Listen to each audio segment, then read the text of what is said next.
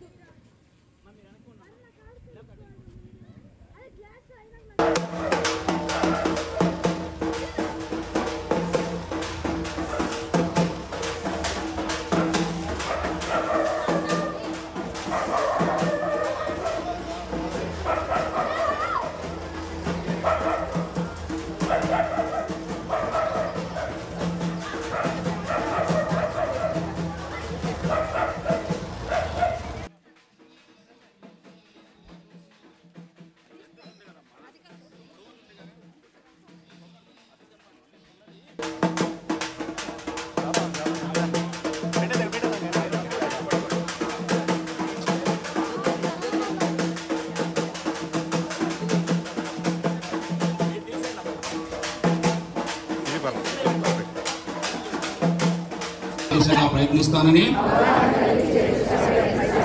మన ఆంధ్రప్రదేశ్ను స్వచ్ఛ ఆంధ్రప్రదేశ్గా తీర్చిదిద్దేటట్లు నా వంతు కృషి చేస్తానని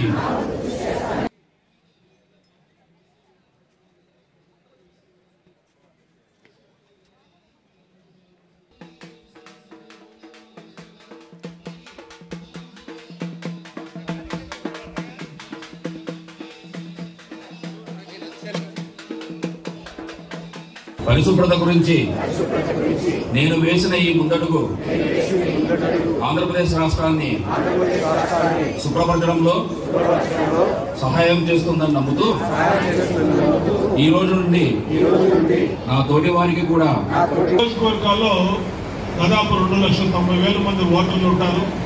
4 లక్షల మంది జనాభా నివసించే ప్రాంతం. దాంట్లో 2 లక్షల కొంత సమయం కేటాయిస్తానని నా వంతు కృషిగా స్వచ్ఛతా కార్యక్రమాల కొరకు శ్రమదానం చేసి పరిశుభ్ర ఆంధ్రప్రదేశ్ కూడా ఉంటుంది. 2-3 టెర్రస్ గార్డెన్స్ కూడా చూసాం. చాలా సైంటిఫిక్లీ మేనేజ్ చేస్తున్నాం. పెద్ద కమ్యూనిటీ ఉంది, వాళ్ళందరూ కూడా దీని అడ్వాంటేజ్ కూడా చేస్తున్నారు.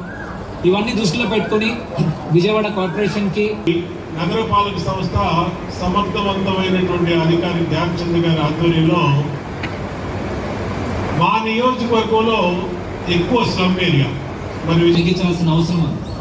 మనకి ఎనిమిది అదృష్టంగా కృష్ణ వాటర్ ఉన్నా కూడా మన డిపెండెన్సీ బోర్వెల్ పైన ఎక్కువనే ఉంది. కాబట్టి సైంటిఫిక్గా నేర్చుకుంటే కూడా ఓవరాల్ ఒక ఇల్లులో టెంపరేచర్ అనేది చాలా వరకు కంట్రోల్ చేసే అవకాశాలు ఉంటాయి. ఎందుకంటే టెర్రస్ పైన మీరు ఖాళీగా పెడితే సో న్యాచురల్లీ మీకు టెంపరేచర్ అనేది లోపల ఎక్కువ ఉంటుంది. కాబట్టి టెరెస్ గార్డెనింగ్ చేస్తే మీకు 2 అడ్వాంటేజెస్. ఒకటి, మీకు గ్రీనరీ కూడా ఉన్నట్టు ఉంటుంది ఇంట్లో.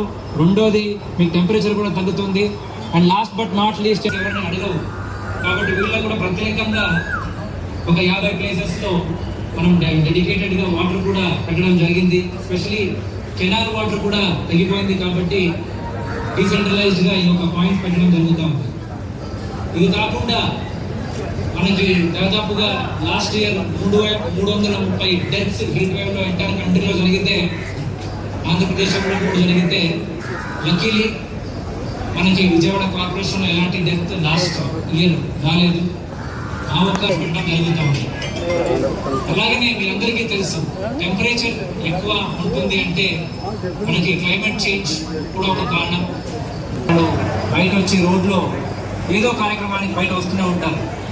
కాబట్టి వీళ్ళందరినీ దృష్టి పెట్టుకుని మనం దాదాపుగా కార్పొరేషన్ బడ్జెట్లో స్టేట్ గవర్నమెంట్ సపోర్ట్తో 12 కోట్లు జూన్ చాలా ఎండాకాలం ఉన్న టైం కాబట్టి ఈ ఒక నెల థీమ్ వచ్చేసి బీట్ ద హీట్ అని ఒక థీమ్. 286 సచివాలయాలు ఉంటాయి. ప్రతి సంవత్సరం కూడా దాదాపుగా 10-15 లక్షల జనాభా ఉన్న ఒక మేజర్ సిటీ ఎన్టీఆర్ జిల్లాలో ఉంటే విఎంసి. ఈవెన్ ఇన్ఫాక్ట్ మన రాష్ట్ర ప్రభుత్వం అనుకున్నట్టు స్వర్ణాంధ్ర 2047 కింద ఈ సంవత్సరం జనవరి నుంచి ప్రతి 3వ శనివారం మనము స్వర్ణాంధ్ర స్వచ్ఛాంధ్ర కార్యక్రమం చేపడుతున్నాము. జనవరిలో అలాగే మార్చ్లో avoid single use plastic, promote reusables అనే ఒక థీమ్తో కంప్లీట్ చేయడం జరిగింది. ఏప్రిల్ లాస్ట్ మంత్ మనం ఈ క్రమం అనేది ఈ సంవత్సరం జనవరి నుంచి మనం మొదలు పెట్టడం జరిగింది. మీరందరికీ తెలుసు, Vijayawada corporation consistently last 3-4 years నుంచి